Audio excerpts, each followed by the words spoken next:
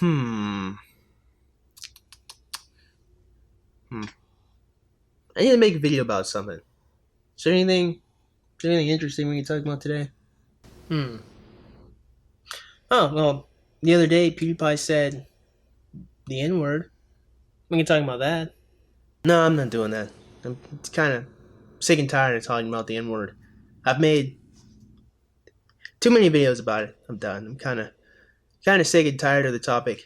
I really don't care at this point, honestly. I mean, I use the word nigga all the time, so it's really of no concern to me. I just can't be bothered to speak on it. I mean, come on, you don't have any thoughts on the subject? Okay, I guess I have two thoughts really.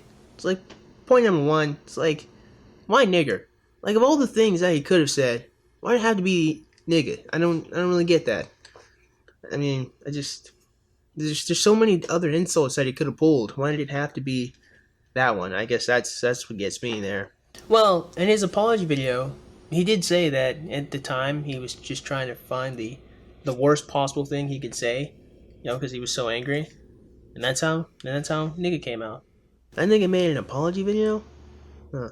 See, I guess that kind of directly leads into my next point, and that is, how many times is this going to happen to PewDiePie before he realizes there's like a gigantic microscope hovering over him, just trying to pick out every little mistake that he could possibly make? I mean, goodness gracious. I mean, if I could say one thing to PewDiePie, I would say this, but this kid probably says a lot better than I can, so I'll let him say it. What will you learn? What will you learn? That your actions have consequences! Okay, well then, what about all those people who say it's not really fair if black people can say the word nigga, but if white people say the word nigga, then all of a sudden it's racist? Those people who think that it's not fair, or it's not, part of free speech. Or they ask the question, is it really free speech if we're not allowed to say specific words like nigga? Those type of people. What about them? I guess. I mean, is it really free speech if people get upset with you for saying it?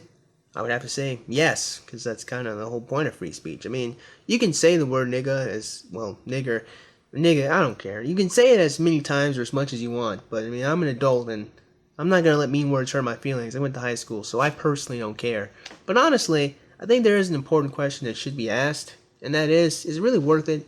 I mean, if you know the word's going to hurt people's feelings, you know it's going to get you in trouble, you know you're going to lose funding or whatever, you know you're going to lose stuff if you use the word, is it really worth using it if you don't have to? Sometimes I don't know. I don't think it is.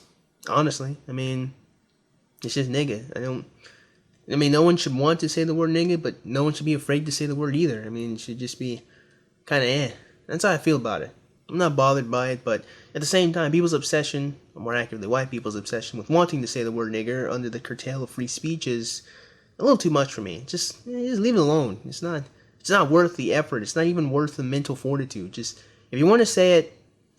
But don't go around talking about how it's not fair or it's not free speech. Just do it. Just do it. I don't care. That's how I feel about it. I'm not gonna get my feelings hurt over that word. So, hey, did you notice? I just made you talk about it. That is true. You did make me talk about it. So that means something else we can talk about, though. Something far more interesting than a word that I use in everyday regular speech. We talking about white genocide. Why would I talk about white genocide? I don't. What? I don't know. It's really controversial, and I don't know. I don't know.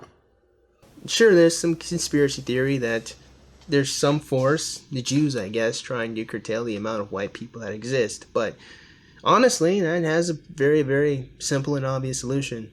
And that is, if you don't find that there's a lot of white people, then you should start making more white people. If they can't figure that shit out, then they're totally beyond help. And, yeah. If the solution to white genocide was just making more white people, I'm pretty sure it wouldn't really be much of a problem or concern to the point where they have to create this conspiracy theory about it. I'm pretty sure it's got to be a little more complex than that. It's probably a lot more complex than that, but like I said, I don't really know much about the topic, so I don't know why you brought it up. And in hindsight, that kind of was a little bit of a bad one. We could talk about illegal immigration. It's always a fun, controversial topic. Yeah, I guess, but I don't really know much about illegal immigration either, other than the fact that it's illegal, and that should kind of begin and end the conversation right there. But the illegal immigrants have really sad lives. That's why they come over to America, to make better lives. I mean, actually, when you really think about it, it might be relatively better than what they had before, but it actually always ends up in a pretty shitty state of life if you compare it to an average American. Kind of makes you wonder why they come over here. But I actually already answered that question as to why they come over here. You ever notice that like illegal immigration is like the only subject where people will regularly try to defend criminals, from having to deal with the law being enforced upon them? Like, you ever notice that no one ever like looks at a thief and says, "Oh well, he was really hungry that day. Maybe we shouldn't put him in jail. That's why he stole all that money." No, it's only illegal immigrants.